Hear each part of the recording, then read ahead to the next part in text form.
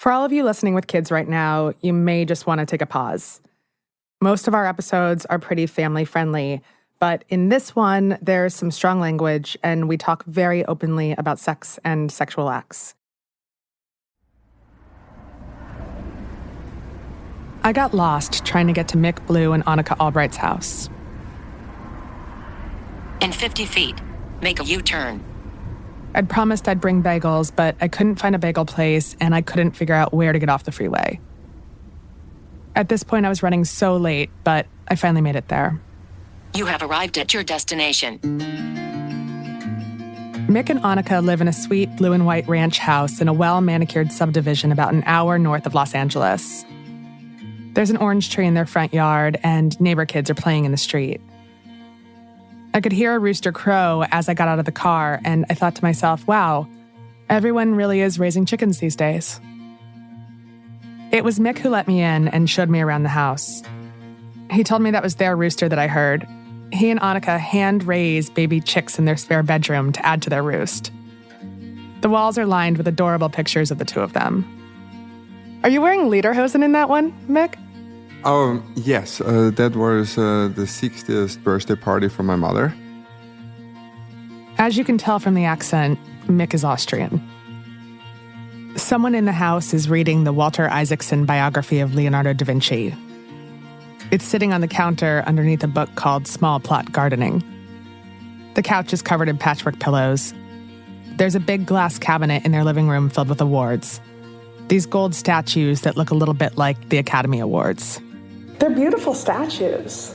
Yeah. They're so much prettier than the Oscars. They're actually made from the same company that makes the Oscars. Mick opened the cabinet and handed one of the awards to me. The award is different from an Oscar statue because it has two people on it instead of one. They're naked and embracing. These awards are for the AVNs. They're film awards presented in the adult video industry. And the winner is Annika Albright! Annika Albright! Oh my God! I love her so much. Dream come true. This is crazy. We did it together. This is history in the making right now. Yeah.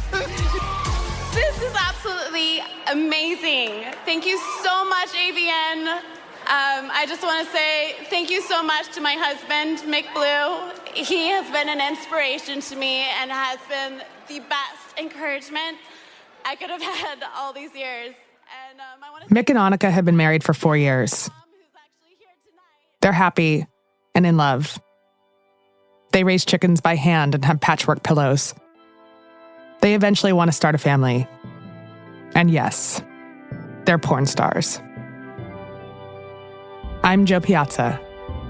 This is Committed.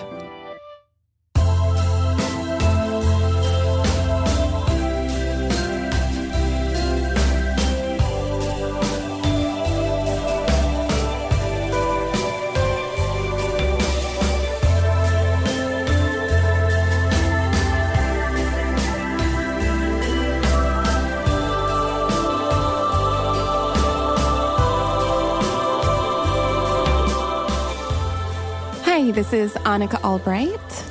And Mick Blue. Annika is very all-American pretty with long, fine blonde hair. No makeup and a flowy peasant dress. The kind you might wear to a summer brunch or Coachella. Mick has these electric blue eyes and the sturdy build of a middleweight boxer. He's just the right amount of tan, and even with his clothes on, you can tell he's pretty buff. The first time Mick and Annika saw each other was on a plane in 2011. I was brand new, and Mick could see that right away. Annika came in, and I was like, you know what? I don't know her, but I'm 100% sure that she's in the industry because she was wearing red pumps. Yeah, like red velvet pumps. Blue jeans, a t-shirt with a leather jacket, and platinum blonde hair. Trying to dress to impress. Once the girls are long in industry, they don't dress to impress anymore. No, we travel in pajamas and Uggs and have our hair up in buns. Like, it's way more comfortable that way.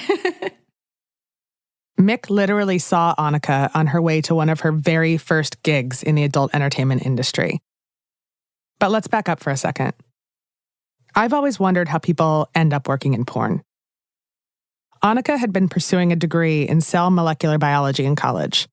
Her plan was to go into biotechnology and research, but after she did a few internships in labs, she realized it wasn't the best fit for her personality. It was very closed off, and I had to be very androgynous to my coworkers because I didn't want them to see me as this sexual object. And it sucked because, I'm such a free spirit, and I felt like I had to shut off so much of who I am to work in this lab. She ended up changing to a double major in business and nursing. She liked the hands-on approach of caring for people and the fact that as a nurse, she could probably live anywhere in the world. One of her big dreams was to go traveling. I didn't have the money to go to nursing school, and I'd had all the prereqs. And I just also gotten out of a relationship with a long-term toxic boyfriend, and I needed something different. So I was like, you know what? I'm going to do porn. Whoa. So she just says it so nonchalantly, like, I'm just going to get into porn. That's our producer, Ramsey, interrupting me when we were editing this interview. So I've been reporting and writing this story for about 6 months now. And during that time, I've thought a lot about porn and the adult industry. Porn is the one thing that progressive feminists and conservative men can both agree to hate. See, the porn industry is fraudulent. They offer a false sense of security to very young girls. It leads to prostitution, leads to human trafficking, leads to ruining marriages, and right on down. A lot of people watch pornography, and very few people admit to it. There's a stigma and a taboo, and yet we're also a country that loves to put the word porn star in a headline. Finding out again that Trump might have slept with a porn star is as shocking. Stormy Daniels, the porn star. A porn star. The porn star. Donald Trump and his personal legal team. I even have biases when it comes to porn. But I've been trying to push those aside for this story. And I want you to try to do the same. Take a quick second. What do you think about when you hear porn or porn star? Now tuck it away and revisit it in about 25 minutes. Back to Annika saying so nonchalantly that she was going to get into porn. She was the kind of girl who was always very open-minded about sex. She liked porn. The truth is that a lot of women do. There are studies that say that 1 in 3 women watches porn once a week. But no one talks about it. Annika actually talks about it, and there's something refreshing about that. I thought I was so sexually advanced before I got into porn. Then I realized I knew nothing. Then you're like, I'm an amateur, yeah. Literally. And so I was like, it'd be fun to do porn. I can have sex in a safe environment, make good money, save enough for a year, and then go to nursing school in the Caribbean. That was my path. And I was like, I can get out of the stupid town. What town were you living in? I lived in Ventura. Everyone she went to high school with was still living there. They still had the same jobs, did all the same tired things. It was like this black hole, and I just needed to get out and get away from everything. So she moved to LA and found her way in the industry. She continued school for 1 more semester, but then she had an opportunity to go to New Zealand for a month. For work. For a woman who wanted to see the world and travel, this felt like a once-in-a-lifetime opportunity. So I took a break from school, and then I had another opportunity to travel to Canada and then to Japan. And, then I went to Thailand just because I had saved enough money. I realized, I don't really need to go back to school right now. I'm just going to enjoy life. In the beginning, she was nervous, maybe even a little ashamed. There's a stigma against doing porn. There just is. It exists, and Annika knew that going into this. At first, I wanted to wear a wig, and I didn't want people to recognize me. But she made the command decision early on to own it. This was a job, and she was really good at it. She was proud of that. That's the thing, is when you do a scene, just one scene, it will be out there forever. And I realized, people like me, obviously I'm doing something right. I'm just going to go with it and learn a lot of things and meet a lot of cool people on the way. What did your family think?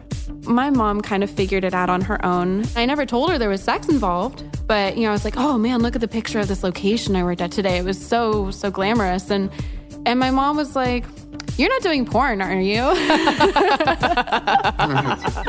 And I was like, "Well, actually, Mom." My mom, she is such a free spirit, such a sexual human being. And I definitely know where I got it from. I know that she was concerned. You think of the porn industry, you think it's like dirty and full of pimps and, people, there's no way anybody would want to join the industry willingly. They obviously are sex trafficked or, somehow forced to go in because they've been abused in the past. To be honest, all the people that I know in the industry got in because they wanted to get in, because they wanted to be in charge of their own lives, run their own business, and make their money and be able to have freedom, to do what they want. And it's such an incredibly liberating industry to work in. And when my mom realized that and that it was indeed very safe, she was like, "Hey, I'm proud of you." When we won our awards together, we would come back home and she'd have these little cards like, "Congratulations."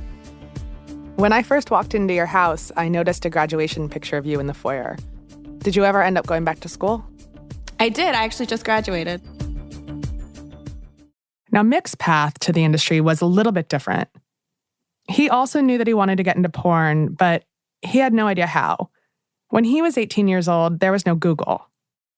Back then in 1998, 1999, we didn't have the internet. It was more like you go to the VHS rental store, watch the porn DVD, and then you write them letters. Wow, that is so old school. Yeah. I mean, that's what I did. Of course, it's like nothing came back because they all said like, well, if you want to work in the industry, you should film yourself having sex with another girl and send it to us after. And if I would have a girl that I could have sex with in the first place, probably I wouldn't fancy in being a porn actor. He answered ads in newspapers for shoots that he had to pay to be a part of. Then he ended up winning this competition put on by an Austrian magazine that was literally based on male stamina in the bedroom. After that, Mick started to get noticed by bigger production companies. And in 2005, he signed his first exclusive deal. He won his first porn award for Best European Male Performer in 2007. And then he saw Annika on the plane. That was it. He just saw her. They met again a few months later on the set of a movie. So we finally ended up having sex with each other. For work. For work, yes. Yeah. Because we were both in a relationship. So I kept it quite professional. It was an amazing sex. And right after we were done, I had to leave fast because I had another shoot that day, which Annika didn't like so much. Mick just, packed his stuff up and was like, "Thanks for the scene, bye." And he was very professional. He was like, "Bye." So professional, yeah. And I was like, wait, like, was I not good? Like, I felt a little bit like beaten, like, oh man, maybe he wasn't into me. Well, and that's something that I've always been curious about. So, when you're working and this is your job, are you enjoying it? Are you enjoying the sex? Absolutely. Some people more than others, and it is a job. Just like anybody has a good day at work or a bad day at work, we all have our good days, and we all have our not so good days. And that particular day was a really good day for me. Oh, it was an amazing day. So Mick, why did you rush off? First of all, I rushed off because I had a different shoot. But I'm sometimes a little bit socially awkward, especially towards women, because sometimes it's terrifying. I do have to pause for a second here. Mick at this point is a really successful porn star. He's clearly comfortable with himself and his body and his performance, and yet he's still really socially awkward around a girl that he likes. There's something adorable about that. So Mick dashes off, but not long after that, Annika ends up in a shoot at his house that Mick was directing. His girlfriend at the time was there, and it was really cool because after we did the scene, he wanted to make sure that I said goodbye to his girlfriend. Like what kind of guy does that? And so I just remember thinking like, wow, this guy's really special. I hope she knows what she has. And sure enough, she didn't. A few months later, they ran into one another at the AVN Awards. It's a very glamorous 4-day convention that ends with the big awards ceremony, which is broadcast on Showtime. Mick turned around and he was like, "Oh, hey, Annika." And before he had even finished saying my name, we were making out. And I was like, whoa, like, hey, like, I didn't know your girlfriend was okay with you. Are you guys open? He's like, "No, I've been single since 3 months now." And I was like, "Well, I'm on my lunch break. Let's get some lunch."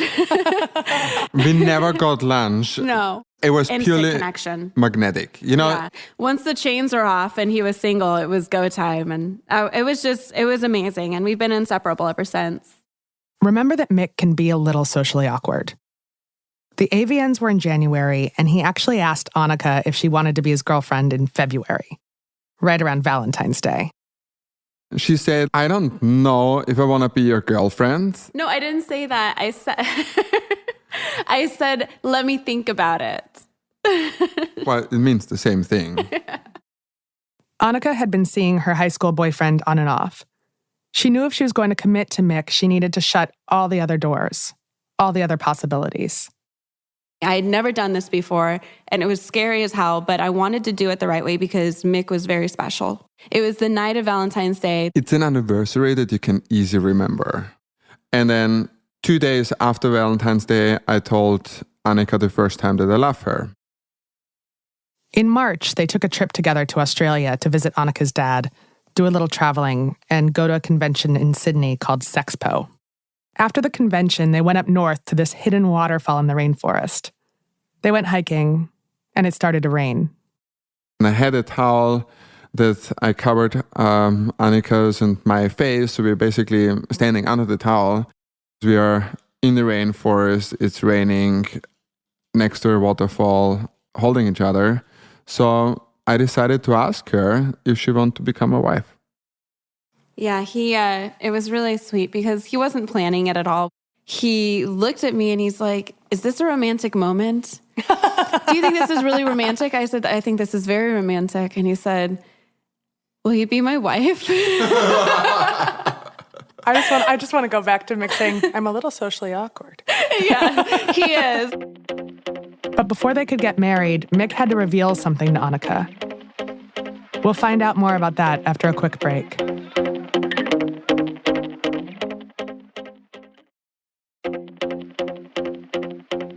Annika said yes when Mick proposed in the rainforest. A few days later, they were in the car together, and Mick mentioned something to Annika. Something about a list. After his last bad breakup, Mick had crafted 25 points that he wanted in the perfect partner. Some of those 25 points were, for example, she has to speak some kind of German because I want to visit my family in Austria, and if she cannot communicate with them, it's super boring for her. Then the woman has to do scuba diving because I do scuba diving since 2004, and if you go on vacation and I go scuba diving, then she's going to be bored on the beach. And then also the woman of my dreams has to get down the slopes somehow in the winter time because I do skiing since I'm 4 or 5 years old and I want to go skiing. Magically, Annika complied with all those points, and she gave me no other choice than to ask her to marry me. And then Annika surprises Mick. And you know what Annika said? She said, like, "Hold on a second.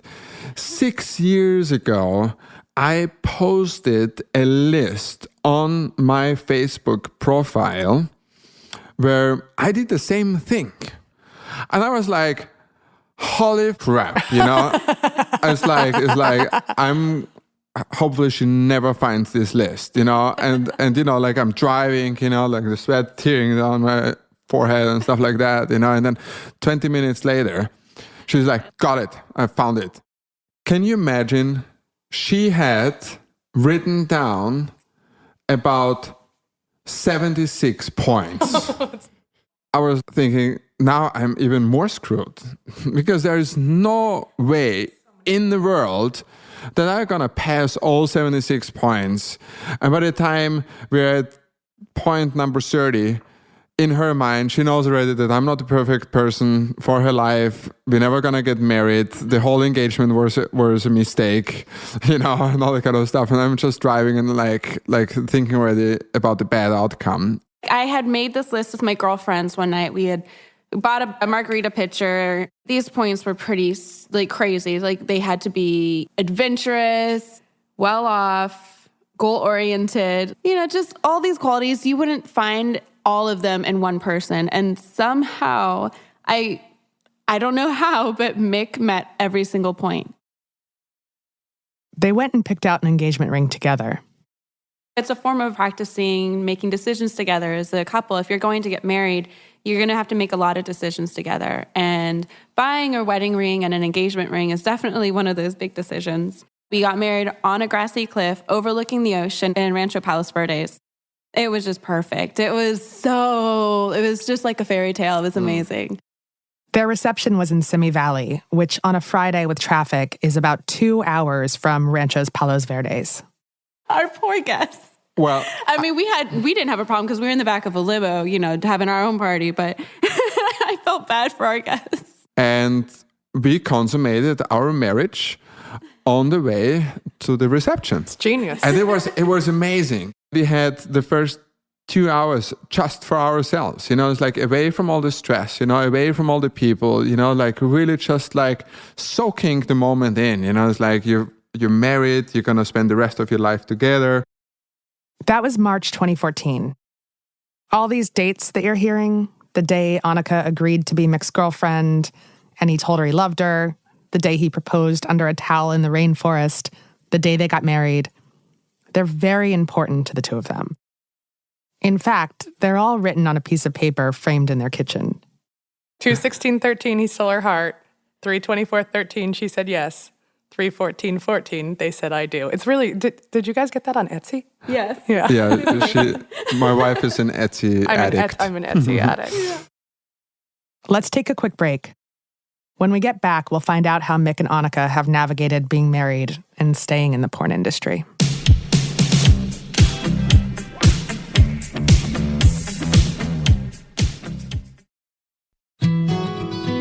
After their fairy tale wedding on a cliff overlooking the Pacific Ocean, Mick and Annika went back to their real lives in the adult entertainment industry. That's when Annika's career really began to take off. We won Male Performer and Female Performer of the Year together, the first time Mick won it. And it was the first time in history that any couple has done that. It's like at the Academy Awards or the Golden Globes, if a married couple were to win Best Male Actor and Best Female Actor. That's never happened. It was just so powerful for people to see that, like, wow, performers in the industry can have a relationship and can be very successful. Till then, it was in the industry, a husband and wife, don't shoot them together because they're just going to start fighting on set and the scenes are never good and all that kind of stuff. And with us stepping up there, supporting each other in the industry, it opened the gates for many, many other couples in the industry to feel comfortable. To feel comfortable to officially be together. Because a lot of couples, they were together, but they were like afraid, to like, they would lose it's like fans. that they would lose fans or they would lose work and stuff like that. So it was a little bit hush-hush. A lot of relationships start in the porn industry, but they don't always get serious. And if they do, they usually don't last. Mick and Annika have really defied those odds by getting married, but also by crafting this really happy and emotionally evolved relationship. We're very lucky. We don't have jealousy. I want Mick to go to work and enjoy himself and do the best scene so he can have a great day, and vice versa. So for us, the only thing we ask of each other is, don't have sex with the person off camera, which is, I think, very fair because it just shows respect for each other when you do that. Their relationship is work, and their work is work. Annika said they make sure to represent themselves as a couple in the industry.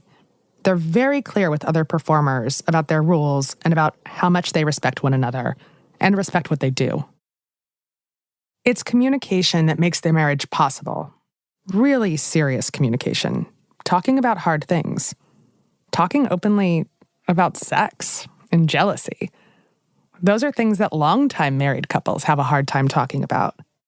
We both had experiences in our life where relationships didn't work out. And so we just tried to do it better. Speaking about our industry, you need to find a baseline where you're comfortable with and where you are respectful to each other. And that's what we did. But have there ever been any issues? One time I came home from set and I had bruises and bite marks all up and down my arm from one particular performer who was very well known for doing that to girls.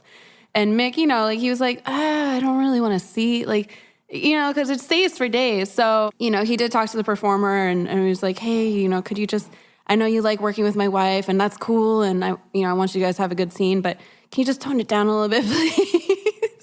And the other performer was like, yeah, that's cool, totally fine. It's all about communication with not just each other, but with other performers too. So everybody's on the same page. And I think we've been very fortunate. We should take a minute to talk a little bit about the mainstream porn industry in the United States and what it's like on a set. Most of us have no idea. The one thing I do know is that performers are tested for disease on a regular basis. And what's a shoot like? Do you feel like you're going to work in the morning, just like any other person who's stopping at Starbucks and listening to the radio and driving to their desk job? An average porn set is very professional. As a female performer, you're going to show up before most of the other people because you have to sit in the makeup chair, get your makeup done, have your wardrobe selected, and then the director goes over the scene with the performers. The performers take a look at their tests to make sure that they're clean. If everything checks out, then they do the scene. And it could take longer depending on if there's dialogue. It's never been negative. It's always a very professional, positive experience. Mm-hmm. And I think people need to know that we are a professional industry and we're legal and we're professional and we should be taken seriously because we carry ourselves seriously as well. And so do you guys do a lot of work together? Yes. Yes. And do you think that's some of your best work?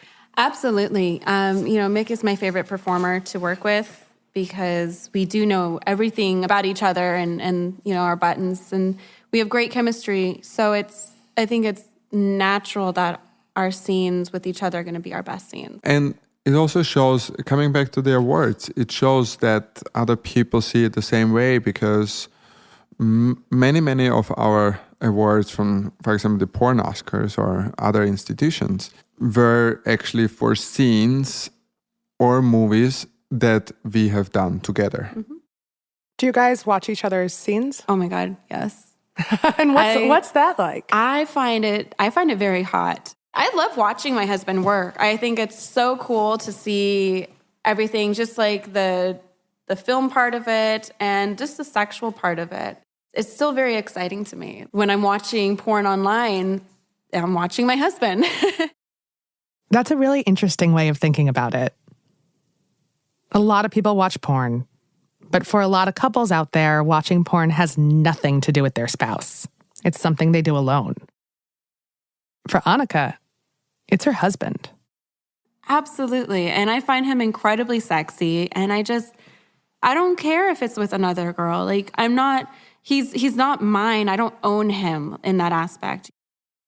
I was talking to my producer, Ramsey, the other day about this interview, and he said something to me that stuck in my head. It must be so hard for them because they're having sex with other people. And I thought about that and began to wonder whether it was actually easier. Because you're exploring your sexuality and living out your fantasies for work, with permission and rules and boundaries. And that's something most people don't get to do. And I think because we've had sex with so many people and, we've explored so many things with our sexuality, it makes us appreciate each other more. Once I got into the industry, I realized how important it is to have that person that you can go home to and just be with them and have that companionship. It's a different situation for us because sex with other people is our job. And that's something a lot of people get mixed up. I get really hateful comments on social media sometimes, like, how could you kiss him with those lips after, sucking 100 dicks? It's like stuff that just people don't understand. Who cares about that? Yeah, and like, you know, I would never let my wife have sex with all those other people. And it's so funny because it's always directed at me. Like, Mick also does the same thing, but it's always me that gets the hate comments. Annika is very matter-of-fact when she tells me more of the terrible things people have said to her. But I can tell it still hurts. How could it not? Mick and Annika know they can't keep doing porn for the rest of their lives. Right now, he's 41 and she's 29. They want to have a family soon. Imagine having to deal with those nasty comments once you've had a child, with having them hear those kinds of things. Growing their family means that something will eventually have to change. Mick and Annika are being smart about planning for their future. They've started their own production company, and they've been working on various adult toys. They also told me about possibly moving to Spain, maybe Mallorca. Attitudes in Europe are a little less puritanical about people who have worked in the sex industry. You're celebrated in Spain. It would be really cool to go to the university somewhere in Europe and complete my master's out there. We definitely want to have family.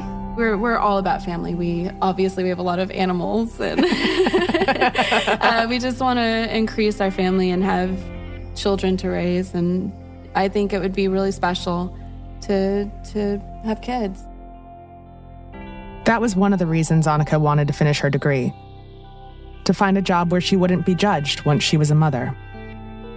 That's definitely going to be a challenge because of what we've done or what we do. We will be judged for it, and hopefully when that time comes, people will be more open-minded. But, you know, if that's not the case, then, you know, we need to have some kind of backup where we can still make the money and not have to worry about how other people's views are going to affect us. And neither of you are ever going to say, you know, I think I need to sow my wild oats. Yeah. I don't think so. Yeah. I think definitely we enjoy what we do, and I want to continue doing what we're doing for, until we can no longer do it or feel like, it's just not right for us anymore.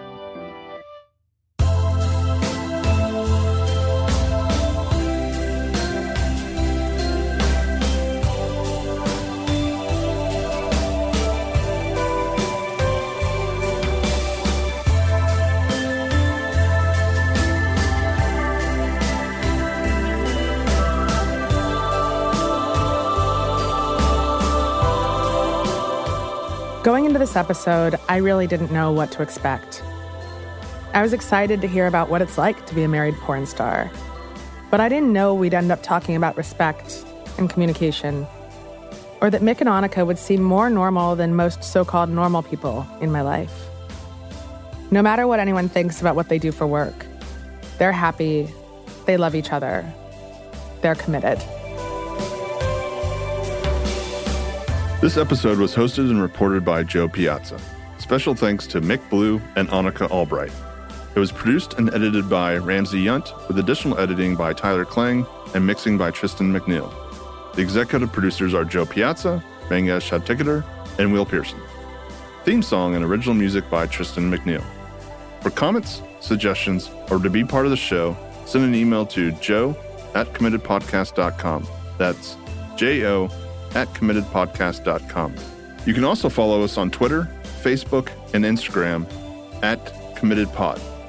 Committed with Joe Piazza has been production of the How Stuff Works family, produced in our studios located in Atlanta, Georgia. You can grab a copy of Joe's book, How to Be Married, on Amazon or wherever books are sold.